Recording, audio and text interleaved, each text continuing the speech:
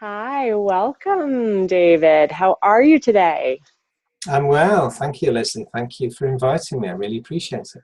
Absolutely. I am so excited to hear your story. So, as with all of these podcasts, we start at the beginning, which Mhm. is what were you raised with? What religion or spirituality, and what was your feeling or thought about it when you were growing up? Gosh, growing up when I was little, it was really, I would say actually, I grew up with what I'm going to call kind of nominal Christianity. And by that, I mean kind of going maybe to church for the Easter or Christmas service. My nan was a very devout Methodist, so when I went and stayed with her, she would sometimes we'd go to church, or we'd go to church together as a family, but it was very sporadic. So didn't really have a great deal of connection with things in school. Um, it really took off. I think my faith really took off when I was married in my mid-20s, and I joined a local Methodist church. And there was just really then a sense of resonance. I think for me, the spirituality or the faith, a sense of looking for meaning and purpose. And I felt it was a big church I was part of. There's about 200 members. So there was a lot of activity. There was what I would call, there were a number of wise elders in this church. So I really love connecting with the wise, authentic elders who weren't just looking to tell me what to believe, but were actually keen to kind of open up an exploration for me, which I really warmed to. What made you find that particular church? Did you go to many different churches, or was it just happened to be down the street? What brought you there? That's a great question. It was shortly after I got married, and we did actually explore quite a few churches. Hmm. And the only way I can explain it is some of the early ones that we explored, none of them kind of felt right. It was just a resonance, didn't kind of feel right. So they weren't doing anything verticals wrong or bad or anything like that. They just didn't feel right. The only way I describe it is actually almost like meeting perhaps my first wife, or meeting a partner, intimate partner, when it kind of feels like you're coming home. I don't know if you kind of know that feeling. Because how do you know you've met someone that you really want to spend, intimate time with over a long time? Actually, it feels like coming home, and that's the sense I think we both felt when we walked in through the Methodist church where we lived. Actually, it just was a sense of almost putting on a pair of comfortable slippers, but it felt like we were coming home. But it was coming home with I like this edginess, this nice challenge. It was a community centre as well, which was important to me around social justice and action, and it was open because of the community centre 7 days a week, so it's very active. Hmm.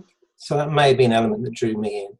That there was a sense, there was a lot going on. There was a heartfelt and a caring community there. But I think that was it. It was a sense of I felt like, okay, I feel comfortable. I feel at home here. If that Yeah, makes sense. Yeah. just an energetic residence. Yeah. Yeah. So, do you remember what brought you to searching, to going these different places? Like, do you remember, was there something that happened that brought you to that searching, or was it just a conversation? Or because if you came from a place where you didn't really, that wasn't what you were raised with, was there something that happened, or you just found yourself doing that? A good question. I think we all have our own way of perhaps searching or knowing. So I can only own that for myself. And for myself, I tend to get my path seems to be one of synchronicity, where kind of things come to me, and the synchronicity aspect is there's too large a chance for there not to be something in this. Mm-hmm. So although it sounds a little bit bizarre at the time. My wife to be was a Methodist, and she was taking me to various churches. But my synchronicity was, I just remember. I'm trying to remember now the actual phrase we had at the time. We had a couple of friends, and one of them had this certain phrase they were using quite a lot. And I went to this small church, and it was Birmingham Central Methodist. In the past days, it had hundreds of people present. By the time we were going, it was closing. So we were only about a congregation of about 10. So in this congregation of 10, I think the minister gave a reading or gave a kind of sermon, and he brought out almost exactly the words my friends had been saying for these periods of time. And it was like actually the chance of him actually saying that was just too high for me to discount. And something just moved in me and touched me. And he was a great preacher and a great minister as well. And along with his message, something almost just kind of fired up in me.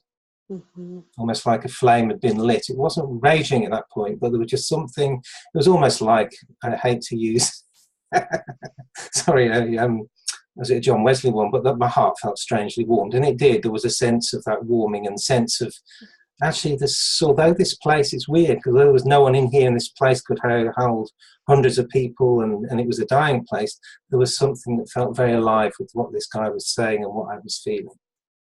And I think it was that curiosity then to actually say, it's really important for me to explore that further. Beautiful. So you found a church that was thriving, that you felt home to and you felt called to. Yeah. And then how did that progress? Gosh, well, really, both me and I think my wife at the time really sort of threw ourselves into this connection with the church. So I think I ended up, Leslie, I think I probably did all the jobs in the church apart from minister. Mm-hmm. So I did senior steward and treasurer and all various committees and things. But I think the thing that really caught me was, and you may or may not have heard it, within the Church of England and also the Methodist Church, there's something called emerging church. Well, it's called fresh expression. So actually you might have heard of something like messy church, where they get people and families together to sort of play. But the idea is that instead of having a model of church where you kind of say, come to church, you have more of a model where it kind of says, well, what are the community interested in? Where can we actually interact with them? So it meets them where they are as opposed to them coming to us. And so I got drawn to go and study, or actually train to be an emerging church or a fresh expressions practitioner for a year. And my catalyst for my deep jump into my subsequent dive into spirituality was I had to have a mentor, and it was a mentor. I couldn't have one of my own church, I had to be someone away from another church. So I chose my local Anglican church and met a fantastic priest there called Nigel Marnes. And when I went to see him, he's just sort of sat down, he looked at me and he said, David, I think you ought to go on a retreat. I had no idea what a retreat. And he said, I've just come back to explain to me, I've just come back from Holy Island or Lindisfarne in northeast England. He said, I think that you might find that really, a good place for you to go. So I remember today I phoned up Holy Island, Lindisfarne. He'd gone to a community there, and I phoned them up, and there was a priest there, and he answered the phone, and he just said to me, he said, yeah, come along. He said, find yourself a place to stay on the island. We'll have a get together. And then he used these words. He said, and then we'll let the magic of the island work on you. And I was like, magic? What's this going on?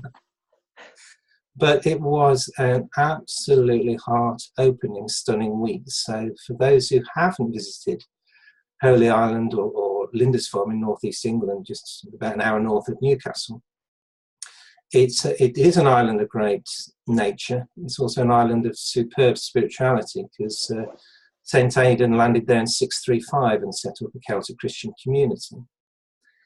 And he set it up with such a deep intent, and I think this is what I connected with when I went on the visit, that before he did anything on this island, set up the community, he called just for 40 days of fasting and prayer before they actually did anything at all. And so I connected with St. Aidan, and they were known as the Celtic Christians, so Celtic Christianity. And the community I connected with, the Christian community, so the founder there is an Anglican priest, but really went into the Celtic Christianity, and they really understood the Trinity.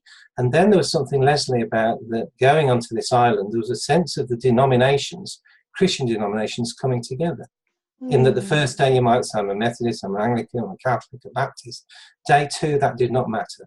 You were journeying very deeply with your faith. And because the island is such a beautiful place, I remember literally walking around this island with the sea and the wind and having a book about Aidan, reading his story, and just really being taken to another place and being really caught up in a rhythm of sort of prayer, of reading, of kind of just almost being taken, I think, into for me, which was kind of like a mystical place. Mm. And there was a rhythm. There was a morning prayer, there was a noon prayer, there was an evening prayer. I think there was a healing service whilst I was there. And there was just a big sense of welcome. Even the sort of people on the island, the people visiting the island had a sense that they were coming to a place that was linking into this spirituality, had meaning and purpose for them. Mm. So really when I got to the end of the 5 days of that retreat, something literally just opened in me. And I remember, if anyone again been to Holy Island, it's got a causeway where you actually, so it's an island. It is an island where the tide comes in, as the tide goes out. You can only access it during the causeway. There's no bridge, there's nothing else, no other way you can get across. So you literally are cut off, and that adds to its mystical beauty. But I remember on my last day driving off the island and really just being in tears of my experience, of the sheer beauty of the place, and maybe other people recognise that we've been touched deeply. Everything just seemed so vivid when I came off the island. It was a maze, so stuff was coming into bloom, and the colours just seemed so stunning, so bright. And that, I think, was a point that said that really had sparked a flame that was burning deeply within me. Beautiful. There's so much I want to touch on in that conversation. And so you joined this church, and in this church you're doing the different jobs. Did the outreach portion, was that to convert, or was that just to be out in the world to expand your own spiritual life? Like, was that the purpose? Like, I don't know what the purpose of it was, right? No, that's a great. Well, I'll share something. I'm quite moved by this. I am moved by this sharing. Part of it was linking into the local community from this church, and part of what I did intentionally, at that time I was working as a strategy consultant, and I intentionally chose to do 4 days work a week, and on the 5th day I would go and do some volunteer work. Yeah. And again, synchronicities came into play, and this is something that really struck me very deeply, that I just saw something in a local paper. It said there's a multi-agency resource centre that is open, that needs some help, needs some trustees, needs some support. Those interested, please contact. There's a woman called Janet Church who was there at the time. And I just felt drawn to it. It was a place in our quite affluent town, well, actually was very poor, Leslie. It was a poor place. Not many people wanted to go to this particular area, but I went. Mm-hmm. And I remember walking in and meeting Janet, and she said, "Why are you here?" And I said, "Well, I've seen this in the paper, I just feel drawn to it." And I shared a bit of information, and I said, "This is what I do in half a day, and I just, how can I help? How can I support you?" And her words to me was, she was shocked when I shared, I'd come and I'd part of a church. And I was curious, why, what's happening? She said, I can't. She was overwhelmed, and she said, why? She said, I've just been, I'm also, she said, I have a Christian faith, but I've just been praying for someone to come and help and support us, and you've just walked in the door. Mm-hmm. So that was very deep and very special, and I had a very, important for me, a very deep relationship with the Multi-Agency Resource Centre. I had a sense, Leslie, as well, from that sense of service. Okay, I was going with all my gifts, all my talents, but even though it was a very deprived area, I always, every single time I went, I felt like I received more than I gave. Yeah. It was humbling to actually go along and to see the sense of struggle, but also the sense of, quite often, of laughter, the sense of resilience within the community, which this Multi-Agency Resource Centre was absolutely central to helping, supporting, nurturing, and that was something that was really important to me. And it felt like that connected deeply into my own resonance in my faith of kind of connecting, going out, serving, and then I realised I also receive as well. Oh yes, I'm into that one.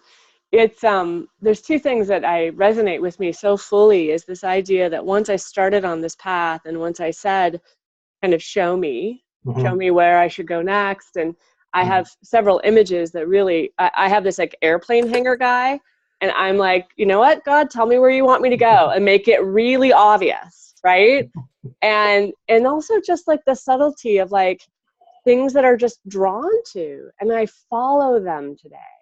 I listen deeply and I follow them, and I hear this beautiful journey of you just opening and just saying, yes, You said Yeah. yes to what kept Yeah. coming forward, and Yes. yes, and this person, and in that, getting your heart filled. And then, right? And it's there already if we listen, if we say yes to the opportunities in front of us. And the other idea of service, right? Like, there's this whole genre of nonprofits, and these people are overworked, and if everyone just did a little bit on their own, I receive from the service that I do is so great and beautiful. And go ahead. I agree. I just received so much, and I also feel as well that I gave as much, if not more, in the 5 days I did in my consulting than the one day, because it so energized me. Mm-hmm. Yeah, and then to start to bring that as a way of mindfulness at work, right? Yes. We started that in this, the idea of, like, that's how I enter into a workplace. That's how I enter into all that I do, right? Not just the Sunday, or I'm now being of service, but what if, I did one of the podcasts is Mark Silver, who's amazing. Yes. Yeah. And he just said that, like, what if we start from the open heart and the center of God and the center of spirit, and then start working from there? Yes. Well, I'm part of something here that's called Divine Business Breakfast Network, and part of one of the phrases there is we look to take our Sunday into Monday, if you're a Christian perspective. So it gives, and I think that's what the Celtic Christian gave to me. That she said there's a rhythm. It's not just about the Sunday. There's a rhythm throughout the whole week. There's something about being present with that. So actually your spiritual practices, whatever they may be, they connect you into whatever you want to call God, spirit, source, universe, whatever. And as you said, through that, then you're then able, I believe, to actually then listen and to be open to these opportunities that come your way. For me, it's synchronicity. Sometimes I'll be laughing because things will happen. I go, okay, this is the next one. I'm going to look to take. And that takes trust. It does take trust and openness to step in. Absolutely. And Yeah. to get, and times just to go with it, I think, a sense of going with it. And yes, there's a sense of checking in, so it's not total reckless, but there's something like, and what's I going to read? There's something here. This is from this guy here. Used to be, he was the priest on the island of Holy Island. But this kind of sums up the Celtic approach, and he uses the word God because that's where it's coming from, but it can be spirit or whatever. So, but I love this. I think it's what it comes up to for me anyway. It says, he starts with this: life is meant to be an adventure. When we cease to reach out and stretch ourselves, something in us dies, or we feel frustrated. For life to be lived to the full, it has to be adventurous. And I believe that God, or let's say spirit, calls us to adventure, to extend ourselves and to seek new horizons. A relationship with God or with spirit will indeed extend our vision, our sensitivity, and indeed our whole life.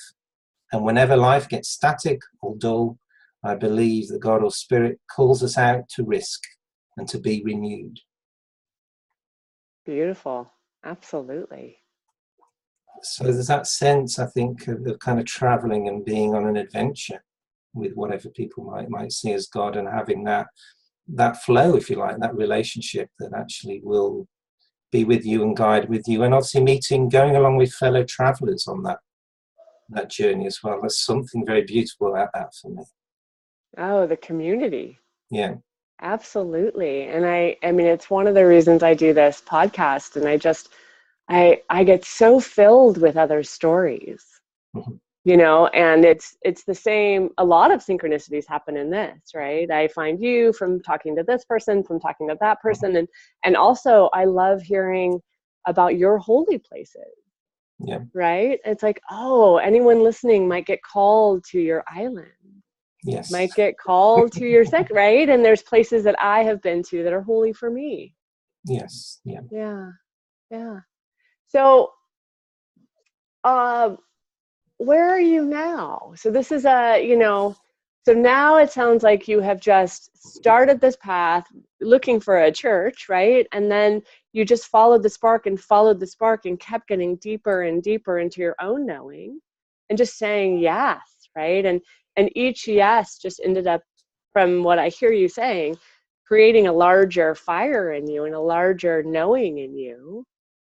And tell me a little bit about where you ended up today. What does that look like today? Well, really, for me there, it really, and I think it was actually one of the times when I was on Holy Island, actually, that actually it sparked within me. Just I don't know if you have that as well. Sometimes, and one of my connectors, I think, is for me is being in nature. There's a wonderful piece of reading I've got. I think it's just a paper that's called something like Backpacking with the Saints. And the idea of this, okay, I like my books, I like reading, but the author kind of says, what if we took some literature, some writing out into edgy places, out into nature? What if we read edgy type of saints, whether it's St. Teresa of Avila or, St. Francis? What if we read this sort of material out in nature? What impact does that have? And that touched me really deeply. So I remember the times, particularly in summer, taking a chair out. At the time I was in one of the local hills around Birmingham with a chair and just sitting and seeing all the nature and reading this book, and it just seemed to open things up for me. So one of these things of where it took me, there was a sense of actually the importance of actually, for me anyway, faith, spirituality, having a real rooted presence in the real world. So really making a difference. There was this sense, and I really keyed into people such as one of my, and I call them kind of my spiritual giants. I really tagged into people such as Martin Luther King, and really kind of got his sense of, where's it leading me? This sense of, as he kind of says, when we speak about love is speaking of very often, but I love his words where he says, when I speak of love, I'm not speaking of some sentimental and weak response, as he says, which is little more than emotional bosh. But I'm speaking of that force which all of the great religions have somehow seen as the unifying principle of life. And Martin Luther King called this is the Hindu, Muslim, Christian, Jewish, Buddhist belief about ultimate reality. Therefore, the first hope in our inventory will be that that love is going to have the last word. Mm. And when I read that, together with I touched into the monastics, this is my path. But I said I love the writings of Thomas Merton, who will kind of say, actually, we need an emphasis on both the spiritual and the social humanistic vocation of us as spiritual beings, in this case, as Christians. And that we are called to, love our neighbour as ourselves. And we're called to actually, as well as being, we're called to do. So my own call actually really was this sense of actually connecting with organisations, bringing people together around how can we actually look into saving our planet, so the environment issues. How can we look around bringing real peace? So I've done actually Kingian non-violence. I got into non-violence. How can we look at areas where we can look into making poverty history? So that was part of my journey into that multi-agency resource centre that I spoke of. So there's a sense of actually bringing this really to life. So actually the faith is being embodied. And at the same time as you're embodying this faith, you're also going deeper in it. Mm-hmm. That's the excitement. And there's a rhythm or there's some sort of flow between the being and the doing. So the time that I'd spend with some of the monastic communities that just blew me away, to going and being both in my workplace and some of the places I was volunteering, feeling as though actually that I was on the edge, as Mark Silver's kind of said, but on the edge there with an open heart, and having this element of what I call actually deep listening. And there's one of the trying to think of a name now. One of the communities I came across, they had this saying in there, and it was for the women, I should say, but it's across all of the genders. And the saying was actually, if you can listen to the last word that the sister has on her heart, you can actually listen her soul into existence. Mm. So explain that for me. What does that mean for you? it's actually me listening to the last word and heart. Actually, it's this deep listening, actually kind of saying, actually, the space that opens here, we're really listening to what's really important to you in this moment. What do you want to share with me? I'm not going to jump in and then try and fix or say, oh yeah, I know about that. I'm really going to be present with you and really listen to you, you know, with all that you're saying. And really, you know, that's the most important thing that I have. And I do in the workplace, I do some exercises around this where actually people share, and I ask the other person in twos, the other person not to say anything, just to listen. And for over 2 minutes, I've had deep impacts across just two people in 2 minutes through this aspect of deep listening, because culturally we're so used to thinking about what we're going to say next or jumping in to say something. When we're freed of that, when we go, I think, with this deep listening, there's a connection, I think, that really then forms where the other person then really feels heard, feels seen, feels that their life or their presence with you has purpose and meaning. That's lovely. It's interesting. I started this podcast and I'm interviewing these people I don't know, right? I don't know you. And so I just show up with this curiosity, right? Someone had asked me, was it really hard? And I was like, I'm not really doing anything, right? Like I have like 4 or 5 questions I normally ask. And then the rest of the time, I hear what sounds interesting to me, or maybe I want to make sure that I'm hearing it correctly, right? But each time a question arises in me, I think, or I ask the higher self, is this helpful? Is this important, right? And so it's this little containment of the podcast while I'm doing this, while I'm opening and listening to you. And I started trying to do it in life, right? And what if I just listen to those around me and try and hear? There's a practice of improv as a spiritual. Have you ever heard of this? And it's this idea that as improv, you have to say yes to whatever the person starts with, whatever the person comes as, and you don't know what that's going to be, right? And so to try and like walk in your life with my husband, with my child, with everyone, of just like, hi, who are you today in this moment, in this thing? And it's just, I really appreciate it is worth the effort. It is worth the joy of being curious about someone. And so I hear you talking about that as a practice. It's beautiful. Yes, because it's because you literally don't know what you're going to hear, what you're going to learn, where the conversation or where the relationship may go or may not go. And you know, and both I think are equally valid. And I know that you know, one of my friends used to say, you know, stand in the place of opportunity and let the outcome be the outcome. And I think that's a sense. And I think, you know, almost at times taking this approach as well. I did a master's at Durham University Business School, and my topic was, what's the role of spirituality in the workplace? So I think part of that is around, yes, we do obviously need some planning. The organisations do need some sort of structure of where they're going.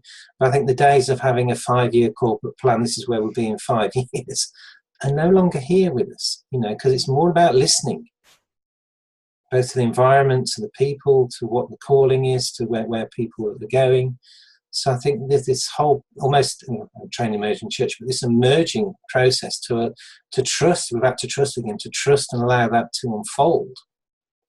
I think that is that's part of the thrill, part of the enjoyment of the journey. Because literally, I guess like you perhaps you won't even know perhaps what you're going to do fully next week, never mind about next year at times, or what might show up. Who knows? Oh, but the surrender. The surrender that requires, right, is so, yes. And the faith in the surrender.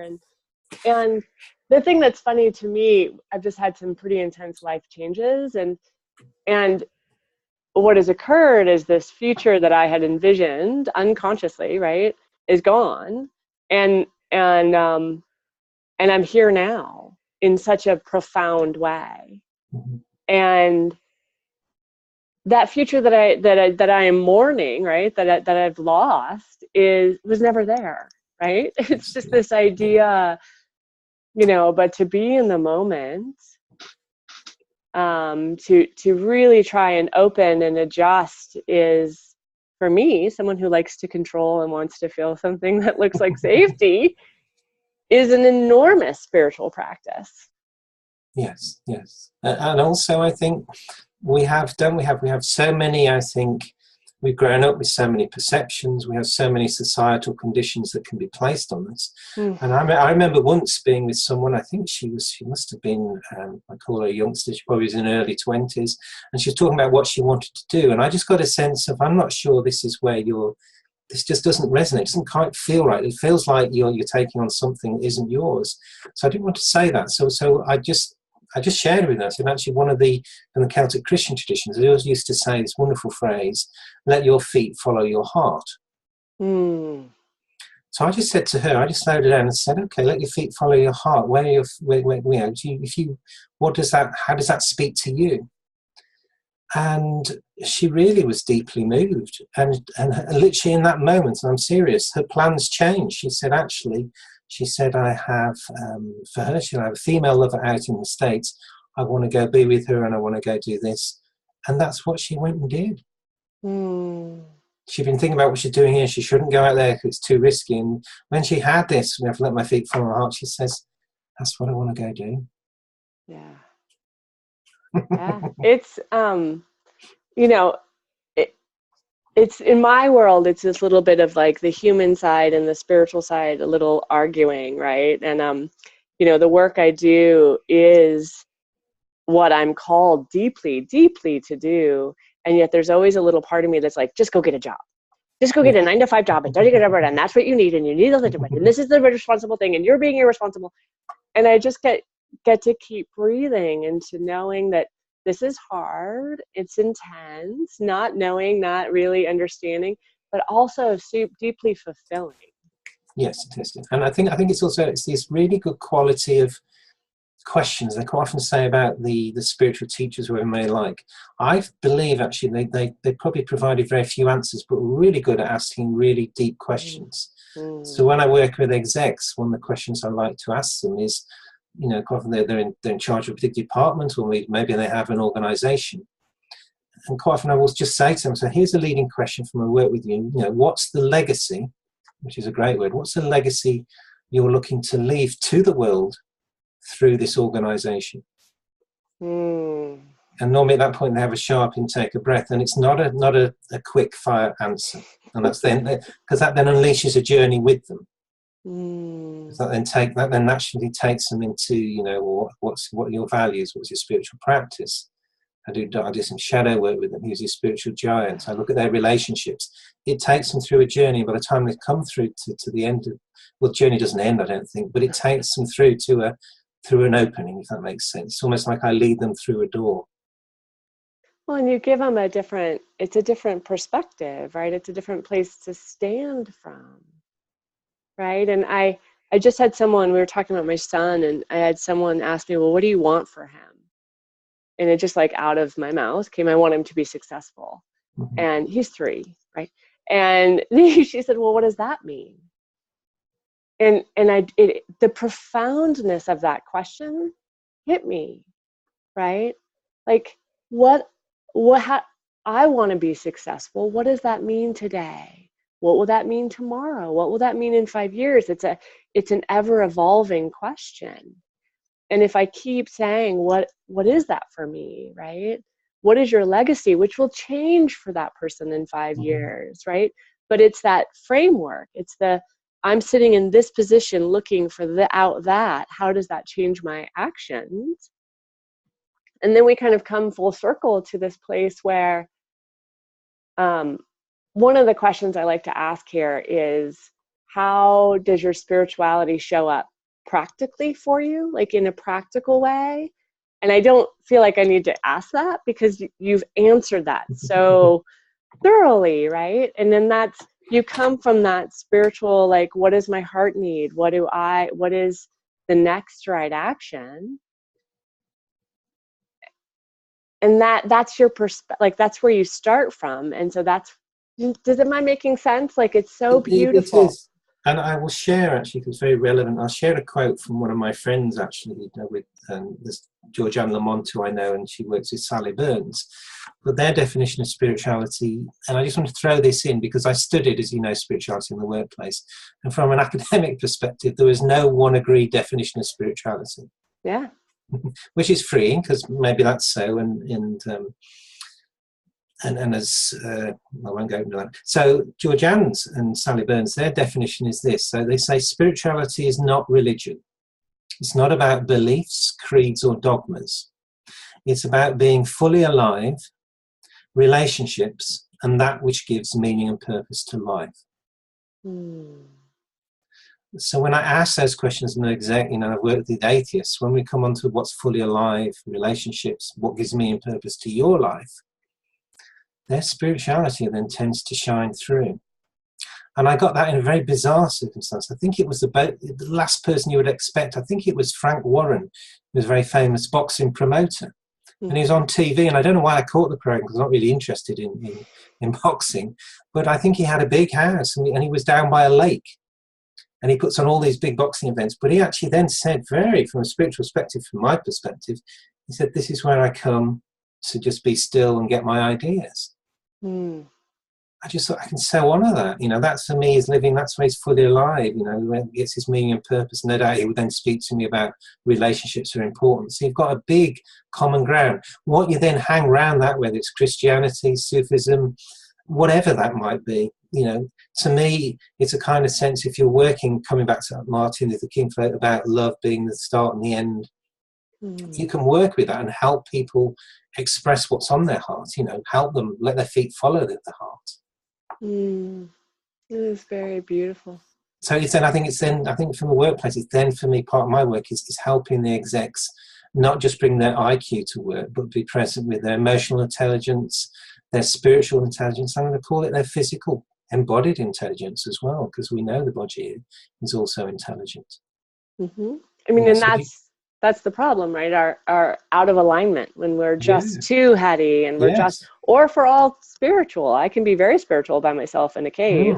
It's out in the world. It gets complex. Yes. Absolutely. And this is both and. I think this is what actually Thomas Merton, for me, got beautifully, that it's this rhythm of being and doing. You can be deeply in the monastic place, deeply being, but there's something about as well the doing. And for me, they feed off each other. Yeah. And I think it is different to each person. I think that's where I operate as an interfaith minister, because it's back to this listening piece again. What am I really feeling? What may I suggest to this person that be practice or whatever that may really deeply speak to them? Or they may bring something to the table. And I've had people, who might be following a Christian path come up to me and say, is it all right if I do some Buddhist meditation? I said, yes, of course it is, I said. And I take them on, if you look at Thich Nhat Hanh, he's done Living Buddha, Living Christ, which is a fantastic book. Yeah, I will second that, and I will put a link to it in the liner notes. That book is beautiful. Just if you open up the idea of where do we come together. Absolutely, yes. And so, and there is, there's some great writing out there about, this comes into my interfaith thing. And I respect those that are in a single faith. That's fine, because someone said to me, just in Christianity, there's more than enough in Christianity to last several lifetimes, never mind one lifetime. So if someone says, I'm whatever and so on following, fantastic. But I think there's also a trend out there. There's a guy that writes about multi-religious identity. And he says he believes it's perhaps we're coming of a time where people have a multi-religious identity. That is, they have a unique identity, but one that's formed and developed under the influence of several religious traditions. When you think now of just maybe this, who's going to watch this podcast, the access to the internet, how we can Zoom across, how we can experience, other faiths, even if we're just here in England. I go to Birmingham and go into another world of different faiths, which I do, with the Islamic culture, which I love. So we can tap into these areas. And as my mentor said, you can't tell me that they don't know the God that I know, because I believe they do.